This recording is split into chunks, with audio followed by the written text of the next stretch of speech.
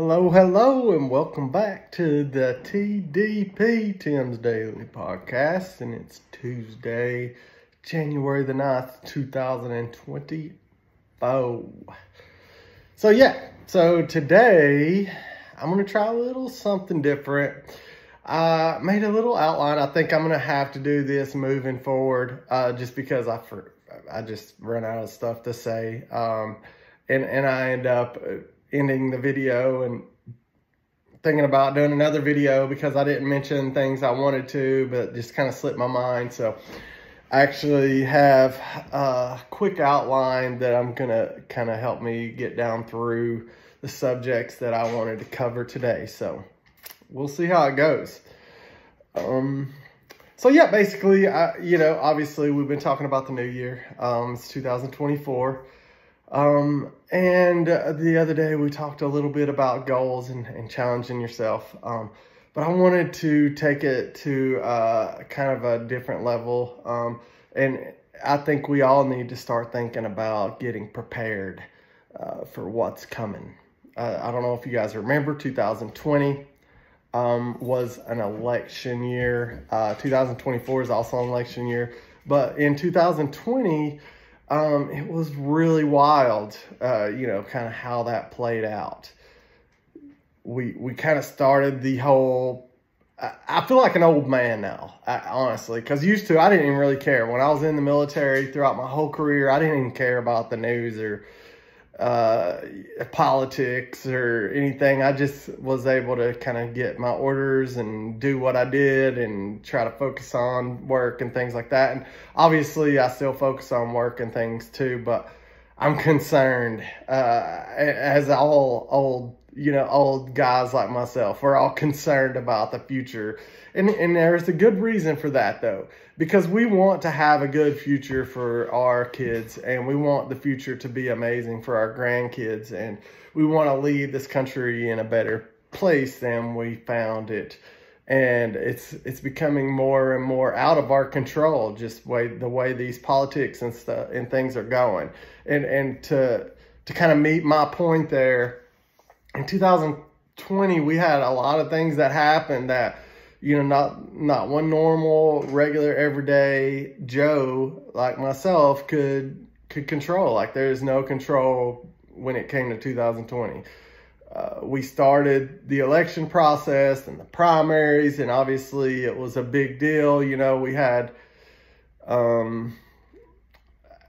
Trump ending his first term, and it seemed like things were going good. And to be honest with you, it started to kind of feel like, that period of time where equality actually meant something. Like, people were willing to, oh, okay, well, the economy's going good. If I become an entrepreneur, I can make money. There's lots of work here, and things are going great, and then all of a sudden, bam, COVID hit, right?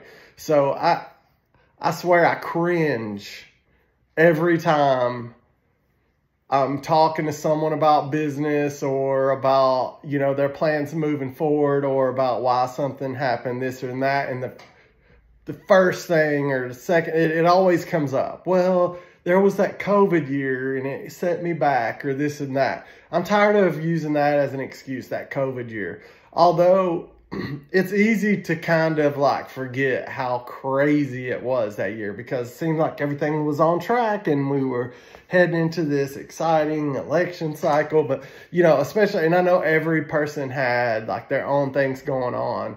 Like, for example, for me, my son was in his senior year of high school. My daughter and my son-in-law were in Guam. Things were going fine. Actually, I think they might have been in Vegas by then. But things were great, and then that hit, and you kind of locked down travel. We couldn't go visit my grandbaby. We couldn't go visit our kids, and then for us at home, Joey, baseball's a big part of his life, and it was our life too. And we were just like building up all the way to his senior year, and bam, that hit. And it just canceled the season. It basically canceled school you know, and we had, moving into, you know, the summer, a bunch of kids just basically getting passed on to the next grade, and they didn't realize how unbeneficial that online school was, like, you know, for development of our our young kids. Like, I mean, it just wasn't meeting up to standards, and now we're starting to see the repercussions of that. You know, a lot of people didn't get, and I'm telling you, just yesterday, we heard about, okay, it's going to be wind and rain. Well, the first thing they do is they start canceling school because of wind and rain. They're canceling school. So we basically set up these precedents for ourselves, right? Every time something happens with the weather or something happens in you know, our social system or whatever, they want to start canceling stuff and using things for excuses. So hopefully we can learn from like all of our terrible mistakes back then and do something about it. And one of the things that really worries me about 2024, and I know maybe people, again, you know, maybe you don't agree or whatever, but it's just the whole weaponization of of our government, the U.S. Department of Justice, and oddly enough, it's weaponized when politicians go after their political opponents using the Department of Justice. It affects everybody. It affects the system. Then we're not really using, you know, an impartial government that is designed to help people and to create infrastructure and to create a good economy. You know, we're using the government to go after our political enemies, right? So I even notice sometimes, you know, when I talk to someone who, you know, maybe they don't like a particular candidate or something, and in that candidate is, you know, under indictment and, you know, all this different stuff, they're taking them off of the ballots and things, you know, they're almost cheering it on. And whether you like this candidate or not, Donald Trump, or whether you don't like him or not, that's a weird precedent. It's a scary precedent, because, you know, power is infectious, and if you get a group of people who take over and they figure out how to stay in, you know, power, then it's going to be over and over. And then, you know, even if someone else does get into power, they're going to go by that same playbook because it's normalized. And, you know, I don't know if it's normalized with us average Joes, average people. I don't know if it's normalized yet, but it's about to be if this happens. It's going to be something that, and I know I've watched a lot of stuff and you know, read about a lot of things that where this kind of things has happened. I think if you research the Richard Nixon scenario, that was kind of a little bit of a DOJ, you know, driven process. So we don't want to like start making that in plain view. I mean, it shouldn't be happening, period, right? So I think us as citizens, our responsibility really should be to kind of be the watchdogs of our society. We should be watching this and talking about it and trying to be aware of kind of how we are, you know, what's going on here. Because I'm telling you, there's some stuff that's happening in the United States and in the world that it's very scary. You know, we've got this war in Ukraine, and we're perpetuating a lot of it by, you know, propping up this government in Ukraine. And I'm telling you, based on the evidence that I've seen, this government has been corrupt since its existence. I mean, they're the kind of government that would use their own government to eliminate their political rivals. You know, that's what Ukraine does, right? So you see us supporting Ukraine, and then you see us, our leaders, not us, but our leaders, using our own Department of Justice to persecute their rivals. So that's something that you would see in Ukraine, you know? So I know my mom or my aunt, especially they used to tell me, my family, they would tell me, when they would see me hanging out with some crazy person, I'm pretty positive and I find the best in people I meet and stuff, but that doesn't mean I'm going to start supporting all of their endeavors and becoming like them. I can be friends, we can make, alliance or whatever, sell each other something or hang out or go to dinner or whatever. But that doesn't mean I have to start supporting all of their crazy bad ideas. So, I think our country is doing, we're kind of hanging out with the wrong people. So that's one thing that I'm really keeping an eye on, because I'm telling you, you start messing with them, and then next thing you know, Russia, I'm sure Russia is,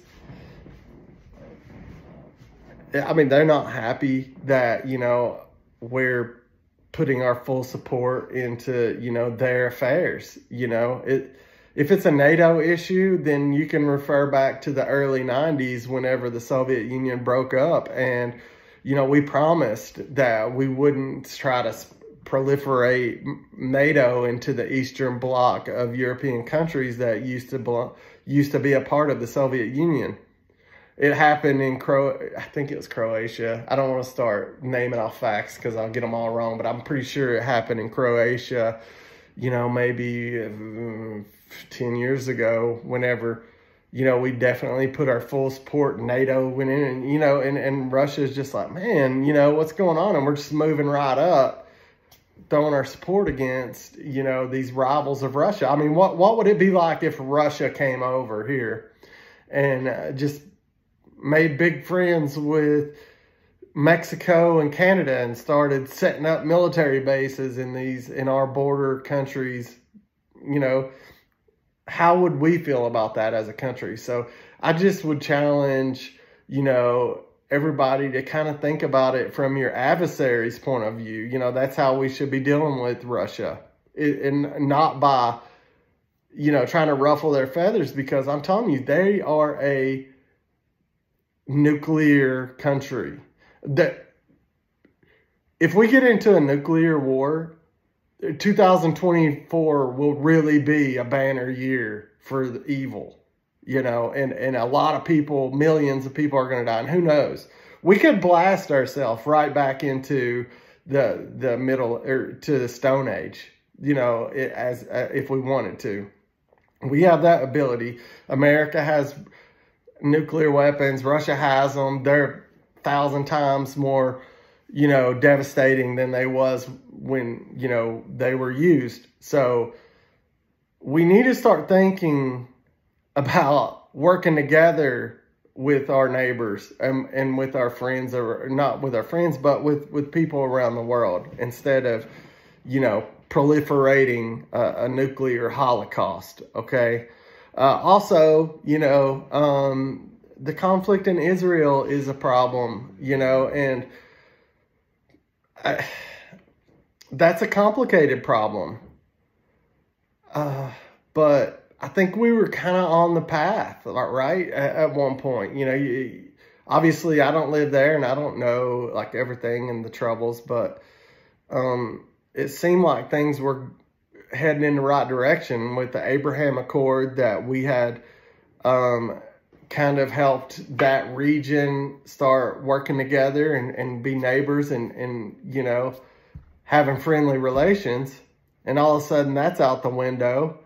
And then we have terrorist organizations infiltrating innocent people's country like Palestine, and you have Hamas infiltrating that country and then doing nefarious deeds, but that's what they do. That's what terrorists do. They create terror. So instead of moving in the right direction there, we end up wondering what's going on with, this ground war, whatever.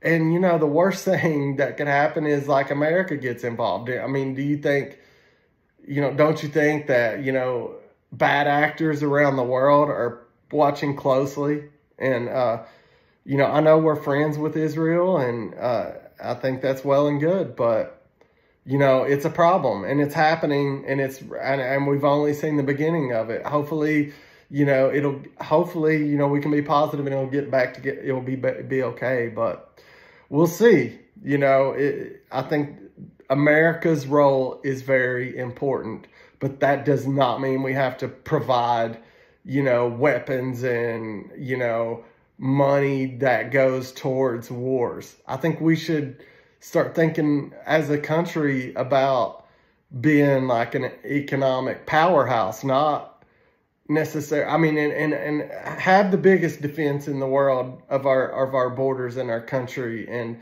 you know, be the people who are against, you know, human suffering, and just try to put money where it is. I mean, if we're so interested in helping, you know, all these other countries, then there are definitely countries where people could use food and medicine. You know, maybe they don't have oil or something. You know, maybe they don't have things that, you know, are going to make our businessmen over here a ton of money, but there should be, you know, we should put all of our effort into helping people, not helping people create new wars, right? So my message today really is to try to pay attention. That's the call to action. Just pay attention to what's going on and try to be impartial, and try not to think about what we've always, you know, what you've always supported and stuff. Try to start from an impartial, neutral position and then make a decision based on, you know, what you find out. There's a couple of podcasts that I listen to that really help me help me see things from an impartial view. One of those is called Breaking Points. I mean, you can look it up on YouTube. I don't know what or maybe Rumble, but I know they're on YouTube, but their main show's on Rumble. I don't have Rumble, but I always watch Breaking Points on YouTube. They have a conservative commentator and they have a liberal commentator, and they really kind of try to meet in the middle and express their views, and from a non-partial and a non-partisan point of view. So I think Breaking Points is a great place to start. There's one that I've been listening to a lot lately that I think is really good, and I just enjoy. I think they have very, very good conversations, and that is Patrick Bet David, or the PBD. I know and believe I didn't think about that when I named my little podcast, but it's the PBD podcast, Patrick Bet David, and it makes sense if you watch it. You'll see. I mean, they might have a conservative tilt across the board a little bit, but I know a couple of the guys that they have on there they come from liberal backgrounds and stuff too. So it's not just all one side or the other. They might be a little bit to the right of the spectrum, but they're a little bit better. That's Ellie. She thinks that somebody pulled up, but they didn't. But anyways, I'm sure we'll go further on this subject. But let me let her out. So I'm sure we'll go further on this subject as time goes throughout 2024. But what I would really like to urge people to do is, you know, just keep your eyes and your ears up. You know, just watch what's going on. This is 2024. Let's try to do what we can to be,